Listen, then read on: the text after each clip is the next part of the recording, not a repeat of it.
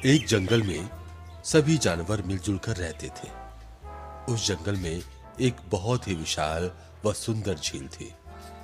जंगल के सभी जानवर उसी झील के पानी से अपनी प्यास बुझाते थे। सब कुछ हंसी खुशी चल रहा था। इसी बीच न जाने कहां से एक भयानक राक्षस उस झील में रहने के लिए आ गया।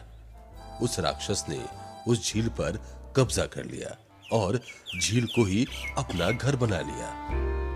राक्षस ने जंगल के सभी जानवरों को उस झील में घुसने से व वहां का पानी इस्तेमाल करने से मना कर दिया। इसी जंगल में बंदरों की एक विशाल टोली भी रहती थी। इस परेशानी से निपटने के लिए बंदरों ने सभा बुलाई। बंदरों के सरदार ने सभी बंदरों से कहा, साथियों, हमारी झील पर एक राक्षस ने कब्जा कर लिया और अगर हम में से कोई भी वहां गया तो वो हमें खा जाएगा। बंदरों ने अपने सरदार से कहा, लेकिन सरदार, पानी के बिना हमारा गुजारा कैसे होगा? हम तो प्यासे ही मर जाएंगे। सरदार ने कहा, मुझे सब पता है, लेकिन अगर हमें सुख शांति से रहना है तो झील को छोड़ना ही होगा। बेहतर होगा कि हम सब नदी के पानी से ही गुजारा करें और झील के पानी को भूल ही जाएं। सभी बंदर मान गए। कई साल गुजर गए और इसी बीच जंगल के किसी भी जानवर ने उस झील की ओर रुख तक नहीं किया। तभी बहुत बड़ा अकाल पड़ा। नदी सूख चुकी थी। खाने और पानी की किल्लत के चलते जंगल के सभी जानवर उस जंगल को छोड़कर जाने लगे। लेकिन बंदरों की टोली को इस जंगल से बेहद लगाव था। उन्होंने इस समस्या से निपटने के लिए बैठक बुलाई। सभी बंदरों ने कहा, अगर जल्द ही पानी की व्यवस्था नहीं हुई तो हम सब मर जाएंगे। क्यों ना हम झील का पानी इस्तेमाल करें? वहां का पानी कभी नहीं सूखता, लेकिन क्या वो राक्षस मानेगा? बंदरों के सरदार ने कहा, एक तरीका है, हम सबको उस राक्षस से विनती करनी चाहिए। शायद उसको हम पर तरस आ जाए और वो मान जाए। सभी बंदर झील के पास गए। बंदरों के सरदार ने झील के राक्षस को आवाज दी, झील के मालिक, कृपया बाहर आकर हमारी विनती सुने। थोड़ी ही देर में झील में से राक्षस बाहर निकला। उसकी आंखें गुस्से से लाल थी।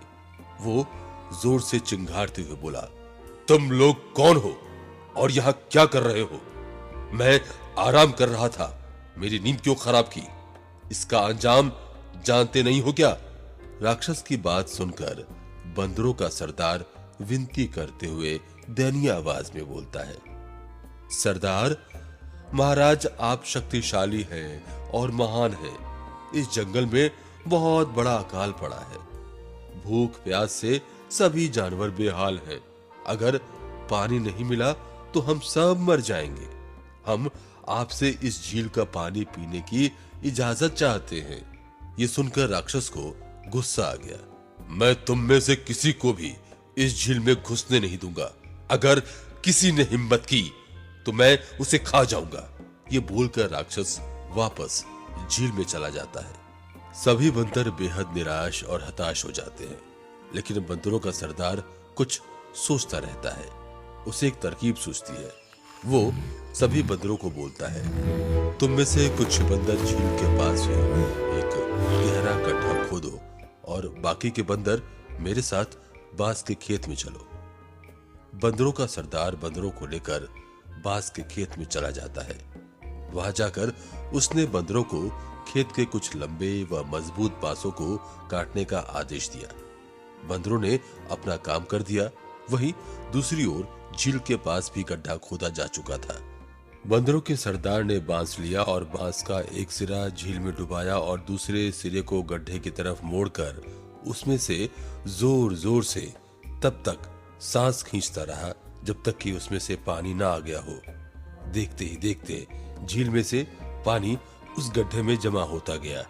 ये देखकर झील का राक्षस गुस्से से बाहर आया, लेकिन चूंकि सारे बंदर झील के बाहर थे तो वो उनका कुछ नहीं बिगाड़ सका।